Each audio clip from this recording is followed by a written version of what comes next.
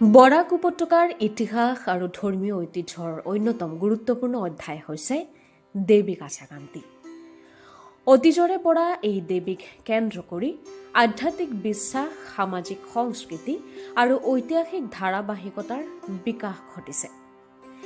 ইতিহাসবিদসকলৰ মতে শক্তি পূজা কছাৰী ৰজাৰ সময়ৰ পৰাই চলি আছিল, যাৰ অন্যতম মূল কেন্দ্ৰ আছিল কাছাৰ জিলাৰ উধাৰবন্দৰ কাছাকান্তি দেৱীৰ মন্দিৰ।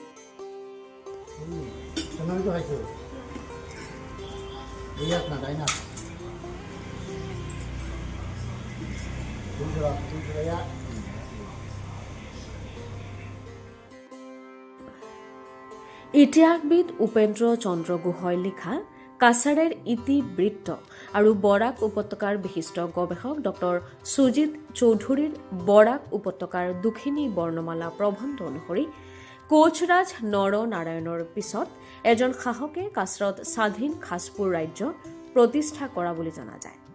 18 শতিকাৰ শেষৰ ফালে এই অঞ্চলত কছাৰী ৰাজ্যৰ বিকাশ ঘটে আৰু সেই সময়ত বিভিন্ন ধৰ্মীয় স্থাপনা নিৰ্মিত হয়। আমার নাম হলো বাদল চক্রবর্তী।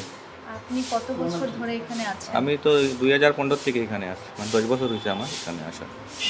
মানে পূজা সঠিক ইতিহাস কেউ বলতে পারবে না। আমরা যা শুনেছি এটা ব্রিটিশের আগের মন্দির, এটা 1752 আগের মন্দির, এটা বাংলা সালের কথা বলছি। আর এটা প্রথমে ছিল, এটা এই মন্দিরটা তো পরে বনেছে, আগে এটা টিনের মন্দির ছিল। আর প্রথমে পূজাটা এইখানে হইতো, এখানে যেখানে বলি হয় এখানে ছোটো মোটো গড় ছিল। আর এরপর এই মন্দিরটা বোনার হয়েছে এখন পর্যন্ত 47 ইয়ার্স। এই মন্দিরটা নতুন যে মন্দিরটা 47 ইয়ার্স হয়েছে।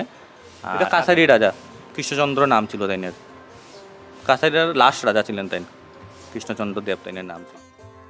আন এক ঐতিহাসিক সূত্ৰত উল্লেখ আছে যে 18 শতিকাৰ শেষৰ ফালে মহাৰাজ কৃষ্ণচন্দ্ৰ ধ্বজ নাৰায়ণে দেৱী কাছাকান্তিক প্ৰতিষ্ঠা কৰিবলৈ সপোনত দেখিছিল।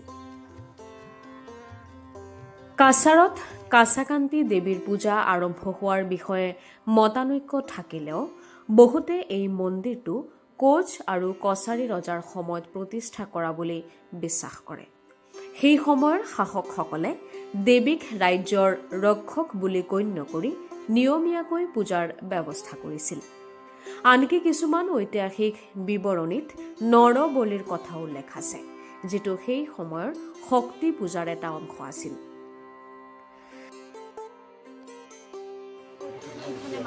হ্যাঁ, প্রতিদিন। আগে তো শুধু রবিবারই পূজা হতো, এরপরে 47 ইয়ার হওয়ার পর থেকে যখন সব কিছু গাড়ি ঘোড়া হয়েছে সব বারই পূজা হয়, প্রত্যেকদিনই পূজা হয়, কিন্তু বিশেষ পূজাটা রবিবারেই হয়।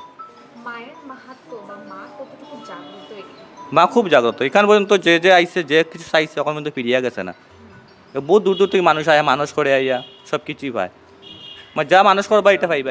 সিএম আইয়া গেলা মানে এখানে আসতেই হবে, পদার্পণ করে পরে যাই অন্যখানে যাইবা, এখানে দেখা করতেই লাগবে। পিছলৈ সময়ৰ পৰিৱৰ্তনৰ লগে লগে এই পূজা পদ্ধতি সলনি হ'ল। নৰবলি বিলুপ্ত হৈ প্ৰতীকী বলি আৰু সাধাৰণ পূজা প্ৰচলিত হৈ পৰিল। আজি কাছাকান্তি মন্দিৰ কেৱল ধৰ্মীয় স্থান নহয়, বৰাক উপত্যকাৰ ঐতিহ্য আৰু সংস্কৃতিক প্ৰতীক হৈ পৰিছে।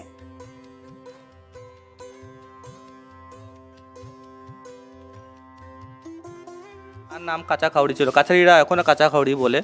আর আমরা কাঁচাকান্তি মিনিংটা হলো কাঁচা সোনার বর্ণ, মার যে শরীরের রূপ এটা হলো কাঁচা সোনার বর্ণ, এই জন্য কাঁচাকান্তি বলা হয়।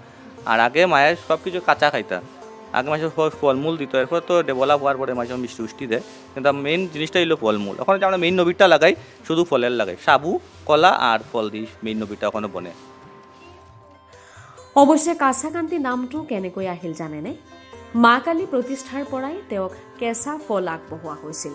অৱশ্যে এতিয়াও প্ৰধান ভোগ হিচাপে কেঁচা ফলেই নিবেদন কৰা হয়, সেয়েহে নাম কাঁচা খাউৰি বা কাছাকান্তি। আন এটা মতে ইয়াত মা কালীৰ বৰ্ণৰ ৰং কেঁচা সোণৰ দৰে, সেয়েহে নাম কাছাকান্তি। দেৱী ইয়াত জাগ্ৰত, প্ৰতিদিনেই ভক্ত সমাগম হ'লেও বিশেষ পূজা অৰ্চনা আৰু দেৱী আশীৰ্বাদ বিচাৰি দেওবাৰে ব্যাপক সমাগমত ভক্তৰ ভিৰ পৰিলক্ষিত হয়। শিলচৰৰ পৰা আখি দাস, লোকেল 18।